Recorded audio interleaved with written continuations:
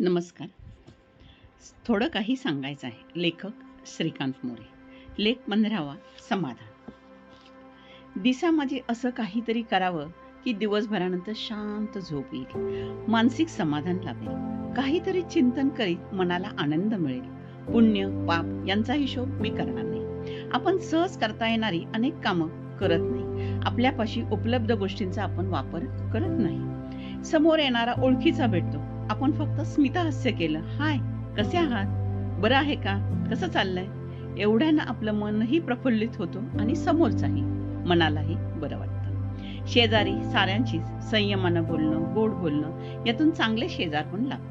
काहीतरी संचित आपण आपल्या जीवनात केलंच पाहिजे. संतांनी म्हटलंच आहे, केल्याने होत आहे रे, आधी केलेची पाहिजे, प्रयत्नांती परमेश्वर.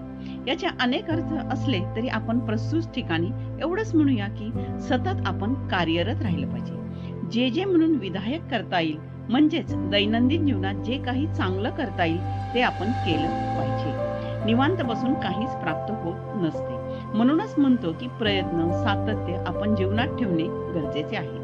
वागण्यात आचार, विचार, कृती या साऱ्यांमध्ये आणि अंतर्बाह्य एकत्वाची प्रचिती स्वतःला सुद्धा आली पाहिजे, नव्हे समोरच्यालाही ती आली पाहिजे. आपल्या व्यक्तिमत्वाचे अनेक अंग असतात, पण त्या सर्वांमध्ये अंतर्बाह्य एकरूपता ही कष्टानंच मिळत येते. काही व्यक्ती मनात विचार एक करतात, शब्द बोलताना नेमकं उलट फेकत असतात. अशा वेळी चांगले व्यक्तिमत्व तयार होत नाही. मनातही आनंद, बोलण्यातही आनंद हवा, मनातही समाधान, बाहेरही आपल्या देहबोलीतूनही समाधान जाणवलं पाहिजे. असं सारं जर चिंतन, योग, साधना, प्राणायाम यातून जमलं तर व्यक्तिमत्वामध्ये खूपच तेज निर्माण होते. समाधीस्थ होणे हा फारच आध्यात्मिक विषय असला तरी आपण सहज सोपे समजणारे काम करावे, ते म्हणजे मनात आणि जनात आपण एकत्वाची प्रचिती द्यावी स्वतःला. समाधान स्वतःचे म्हणजेच दुसऱ्याचे हे तत्व समजून घ्यावे. ज्या कृतीतून आपल्याला समाधान मिळते त्या कृती वारंवार केल्या पाहिजेत. सद्विचार, सदाचार, दुसऱ्यांचे दुःख समजून घेणे, दुसऱ्याला न विचारता त्याला समजून घेणे, शेजाधर्म, समाजधर्म पाळणे, राग, लोभ, मोह, मद, मत्सर यांचा त्याग करणे, अशा अनेक गोष्टीतून आपल्याला समाधान मिळत असते. ज्या ज्या गोष्टीतून समाधान मिळते त्याची बेरीज करणे, अन्स्वार्थ राग, लोभ यातून पश्चाताप होतो, त्याचा आपण त्याग केला पाहिजे. मग जीवनाचे हे गणित किती सोपं आहे पहा बरं. अहो, त्यात समाधान आहे असं माना, हे संत वचन आहे. त्यातच समाधान सामावलेलं आहे.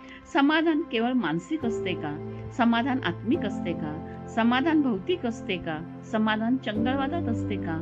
समाधान भावनांच्या आविष्कारात आहे का? समाधान आपण कशातून मिळवतो? या सगळ्या प्रश्नांची उत्तरं तुझं आहे, तुझं पाशी असंच देता येईल. या प्रत्येक प्रश्नाचं आणि अशा अनेक प्रश्नांचं उत्तर माणसाजवळ असतं. प्रत्येकाला ते उमजतही, पण तरीही आपण बराच वेळा जीवनात मी असमाधानी आहे असं का बरं म्हणतो? याचं कारण सापेक्षतावाद. आपण कोणाची तरी आपली तुलना करतो. त्याच्याजवळ काय आहे, माझ्याजवळ काय आहे, ते कसं आहे याचा लौकिक अभ्यास पडताळा घेतो आणि समाधान आपण हरवून बसतो. म्हणूनच मी म्हणतो की जीवनात प्रत्येकाने समाधानाची व्याख्या करताना ज्या गोष्टी मला पाहिजेत त्या खरंच नाही मिळाल्या तर जीवन प्रवासात माझी नौका बुडणार आहे का? उत्तर निश्चितच नाही असा विचार करा. मग विचारांती लक्षात येईल, चिंतनातून स्पष्ट होईल की समाधान ही एक काल्पनिक रेषा आहे जी आपण स्वतः लहान मोठी बिंदू मात्र सुद्धा करू शकतो. समाधान बिंदूतून निर्माण होत असलं तरी बिंदू म्हणजे मी, आणि मी पणा संपला नव्हे संपवला तरच समाधान आहे.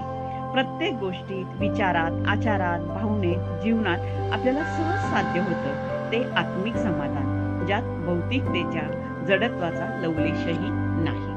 धन्यवाद. आपला परिवार, मनोरमा परिवार. आपल्याला लेख आवडला असेल तर 100% सबस्क्राईब करा, शेअर करा.